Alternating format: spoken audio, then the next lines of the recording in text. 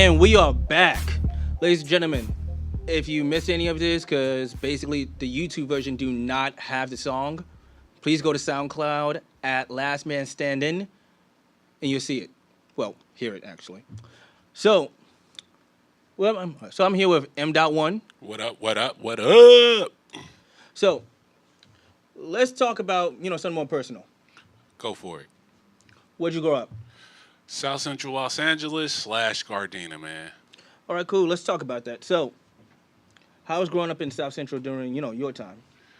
Man, a lot of violence, a lot of crooked cops, a lot of people getting shot and killed or getting robbed and jacked. Man, when this used to go down, bro. It still goes down till this day like that. You still got crooked cops out here in South Central rolling around, man, catching brothers up, catching essays up, whatever you want to call it, whatever race you are. Something you got to deal with and try to maneuver around. So, like, when you moved to Gardena, was it just like a family thing, or was it just like, oh yeah, I'm old enough, I'm moving, I'm going to Gardena? It's sort of like a family thing, and that's where all my homies from. All right, cool. So, like, growing up during that time, there must have been like a moment that's like, man, this is messed up. I didn't get out of here. I mean, yeah, when I got shot when I was 16, I got shot. I got caught slipping. It's like a black Mexican thing. Dude rolled up on me, let me have it. I should have been dead, honestly, but I had quick reactions to slap the gun down. Hey, that's a blessing. I say that. So, real talk, is there any like outside of music? Are there any like projects that you want to try to work on, like commercials, movies, writing, or? Man, I definitely love to do some commercials. Definitely like to do like a movie or something. I would definitely love to do a TV show, a series or something, man. Hey, you know what? Before we keep going, I gotta admit I'm kind of distracted due to outside right now. There is a group of school children. You don't have to switch the camera. There's a group of school children right now that is protesting Donald Trump. School children, like Fuck from Donald like Trump. from like age, I want to say from elementary all the way to high school. And to myself, I really wasn't going to talk about this. I really wasn't. But I think it's time I give my 2 cents on this type of scale, not just as Leo Styles, but as Lionel Singleton. Riders. Fits perfectly, huh? So, this country is currently in disbelief. Mayhem, should we say mayhem? Well, we have Project Mayhem, so go ahead. But it's a scary time. It's one of the few times in life where people like they don't know what's gonna happen next. Well, have you ever heard those words, history repeats itself? Yeah, but the differences between then and now is just because the fact that we really never had, we had Republican like presidents, Yeah. but we really never had a president that was untested, that wasn't a politician, that wasn't, that have no political background whatsoever. And we elected him as president. Yeah, we did the same thing with Arnold Schwarzenegger for California, and it wasn't that bad. But that was just California by itself. Yeah. Hell yeah. So, I gotta admit, I'm on the fence on this protesting and marching and stuff like that. Reason why is because I strongly believe that our voice as a voting republic should have been like heard stronger. Well, at the same time, electoral votes are the ones that chose our president. It wasn't the man who voted. It was by the popular vote, which are the electoral votes. Am I correct? I admit that is true. Hillary Clinton did win the popular vote, 48-47, I believe. Yeah. If I'm wrong, please feel free to correct me. Something like that, I believe. I believe it's close. If it's not damn near right, but it's close. But when it comes down to it, it's just really one of those moments in life where we're just it's surreal. It's crazy, going home and seeing the news that hey, they're protesting here, they're protesting there, they are doing this, they're doing that, and it's crazy that protesting and rioting is almost going way too hand to hand than where it used to be. Man, I mean, why would you riot and burn down the stuff in your own neighborhood that you're going to regret burning down or looting or messing up later on down the line when you and your family use that same store to buy your milk or buy your groceries or whatnot you need in your household? Why would you do that? You're not thinking. You're reacting off of anger at that time and moment. Sometimes you got to sit back and think, is this really worth it? I mean, I can understand protesting. That's cool, as long as it's peaceful. As long as nobody put their hands on you, you ain't got to put your hands on nobody. But as far as like turning over people's car, destroying personal property, it's not even worth it, man. You know what I mean? It's not really worth it. And, you know, the elite are sitting back looking at us and laughing at us. You know? Like, we got to do things different. And, like, when I say history repeats itself, I've noticed a lot of KKK members starting to come out more. I noticed a lot of racists are starting to come out more, and really stating their opinion. Okay, that's fine. They can state their opinion. But as long as they don't put their hands on you and touch you, don't react. I mean, like, we have our opinions too, you know what I mean?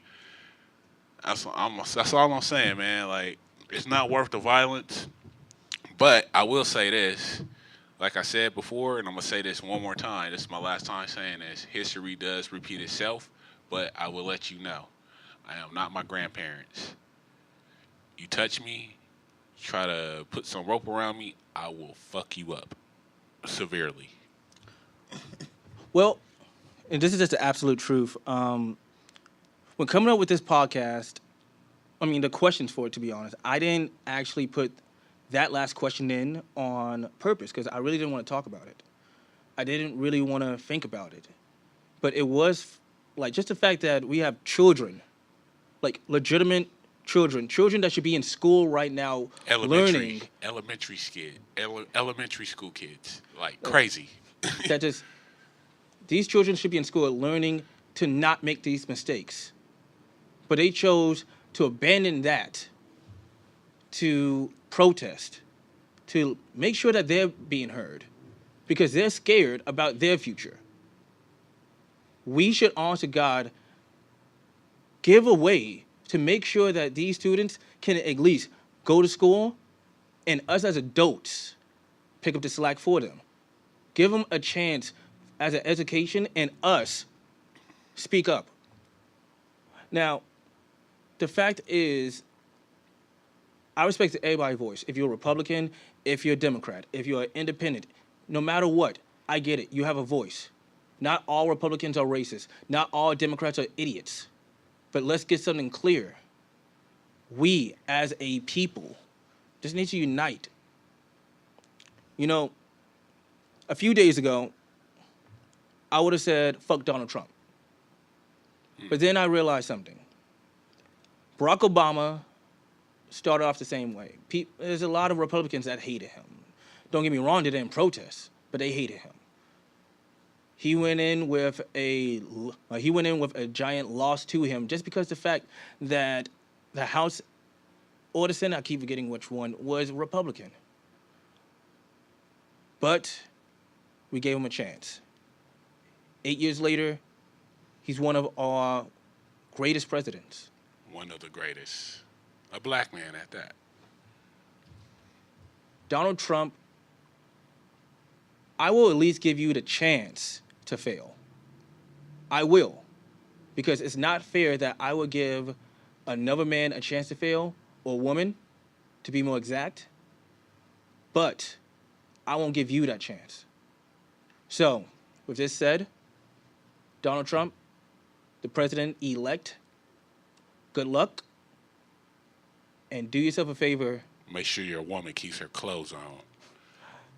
Don't fuck up. And make sure your first lady is not doing porn. I mean, So, man, come on, man. You seen the pictures. well, we all seen the pictures, but So, well, okay, let's get past that let's go. because this podcast took a complete left. Let's roll. So, I gotta apologize. This whole thing took me by like surprise. It's the So best. let's try to get back to, where we was. Like right now, like me and you have worked together. Definitely. You have sat down with a few other artists. Of course. We want to like name those artists. Like I said, I worked with Leo Styles. I got people I've been working with before, the Fools Gang, them my peoples, you know what I mean? If I could bring my boy Grinch back, man, definitely love to do a new cut with my boy, you know what I mean? My boy Enemy. Notorious Mike Emperor, should I say? Dude is dope, super dope, got good wordplay, all that, you know what I mean? I give props when props is due. People, that I would like to work with would be like my boy Daz, Corrupt, definitely Trey D, Schoolboy Q, Kendrick Lamar, Absol. It's a ton of people, too many people that I want to work with to name off right off the head, but trust me, it's a lot of people. I like to collaborate because when you collaborate, that brings out the best in you. You bounce off of each other. It makes the song more enjoyable, more potent, you know what I mean? It has that formula to it. So, you know what? You've been around for some time. Yeah, man. For the record, I'm not talking about your age. I'm just talking about music-wise. Mm-hmm. So, any stories, like music-wise, like have you done any shows besides what's coming? I've done shows, plenty of shows actually, even out of state, tour bus and all, I used to be in this group called the Bombay Six back in the days, It was me, Grinch, a guy named Poncho, my boy Tamani, um, this guy named Fatso, and this guy named Tycoon. So, I've done shows. I love doing shows. It's nothing like the crowd blowing you up when you're doing a show and liking your lyrics and just like, giving you props. So, is there like a story you want to tell, like if you can? Because like some stories we just can't tell. But Hell do you nah. have a couple stories that you want to tell? Well, we was working on my boy Grinch album in Minnesota, man, and it was fun, man. It was actually cold out there, snowing and everything. We went to this house party out there, like an actual house party. This is like 1999, honestly. And we went to a house party out there, dude.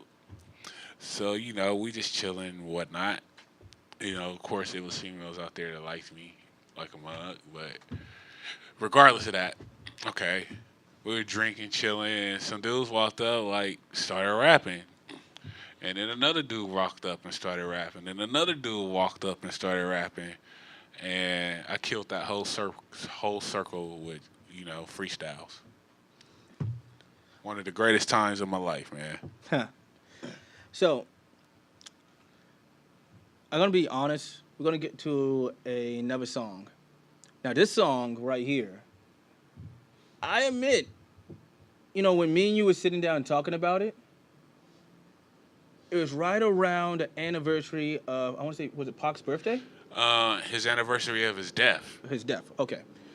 And the irony of it is we've been working on this particular song for some time, and we had original mindset for it. Exactly.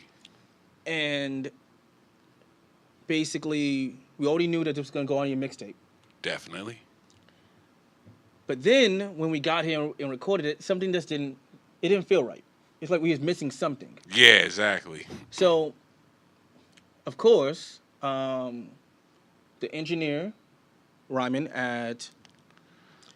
currently at Project Mayhem. Super dope, man. I'm telling you, super dope engineer, man. he had a great idea, and he says, "This is a Pac beat. This is a Pac song. You need Pac."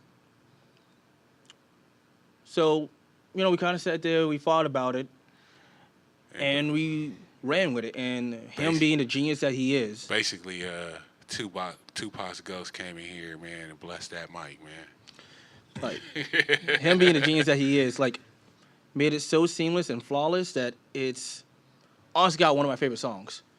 So, like what made you like sit down and say, "Hey, you know what? I want to do this one." Well, honestly, I'll tell you this. I met Pac a couple of times. Nice guy, you know what I mean? Very nice guy, very intellectual, very intelligent, you know what I mean? Mind frame. I mean, everybody got this perception of Pac as evil, trying to kill everything. Nah, man. Dude played chess, you know what I mean? Like, he was smart with his moves. So, with that being said, that's one of my inspirations in this music. One of my biggest inspirations in this music. I don't play nobody disrespecting Pac. I would never let nobody disrespect Pac ever. You know what I mean? Realest dude on this earth. He cared about our people, our communities, from state to state, city to city, man. What more can you say about the man? That's what's up. So, you know what? Normally I do these outros. I would like to, but this time, let's take us out to this song. I'm a straight rider. I'm a straight rider. Yeah, that's M.1, Rider. Let's go.